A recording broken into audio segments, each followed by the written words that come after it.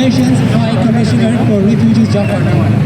Afghanistan, our birthplace, is being ravaged and ruled by discrimination against religious and ethnic minorities, injustice and death threats. We have relied on the Article 14 of the International Human Rights, which states that any individual can leave their home country and seek refuge and shelter in another country due to persecutions, war, violence, harassments, and systematic discriminations against minorities. We have come to Indonesia and sought refuge to UNHCR Jakarta. According to the Article 1st of the 1951 Geneva Convention, the UNHCR addresses that the refugee status comes into effect on any individual who has fled their home country based on these 5 main reasons. 1. Religion. 2. Race. 3. Political opinion. 4. Membership of a particular social group.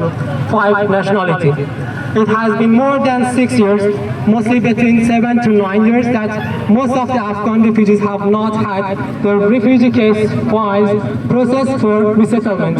The 2003 regulation on refugees states that UNHCR works on 3 permanent solutions to refugees in limbo. 1. Voluntary return. 2. Granting citizenships to refugees in the current country of transit. 3. Resettlement. Highlighting the current situation of Afghanistan and followed by the 3 main reasons out of the 5 which have been passed by the 1951 Geneva Convention to be eligible for the refugee status. For Afghan refugees, particularly Afghans returning back to Afghanistan, is impossible, and getting Indonesian citizenship is also not possible, as Indonesia is not a signatory to the 1951 convention. That leaves us with only one last option, which is resettlement. Till now, some 16 refugees have committed suicide. Some sewed their lips, or some even burned themselves due to a slow, long, and painful process. Tens of refugees have lost their lives for not having direct access to doctors and health care.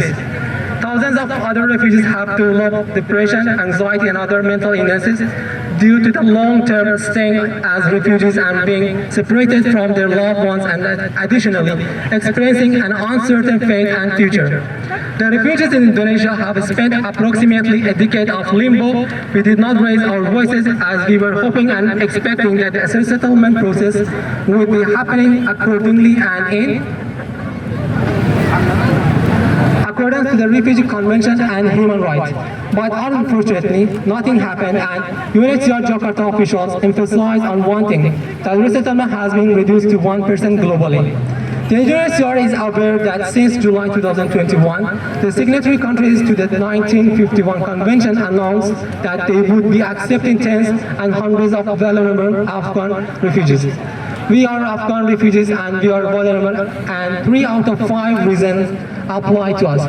Accepting us as refugees is a strong claim that we are vulnerable. We would like to request the kind authority of UNHCR to come to an agreement with the third resettlement countries and advocate to increase the resettlement quotas for refugees in Indonesia. As we mentioned, voluntary return and getting citizenship in Indonesia is not possible. Therefore, we are seeking to be resettled to the third countries and safe place.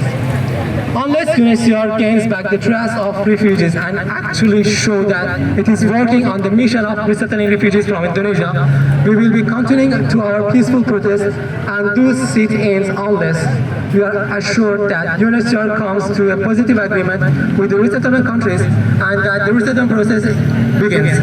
With respect, refugees of Afghanistan in Indonesia. Thank you very much.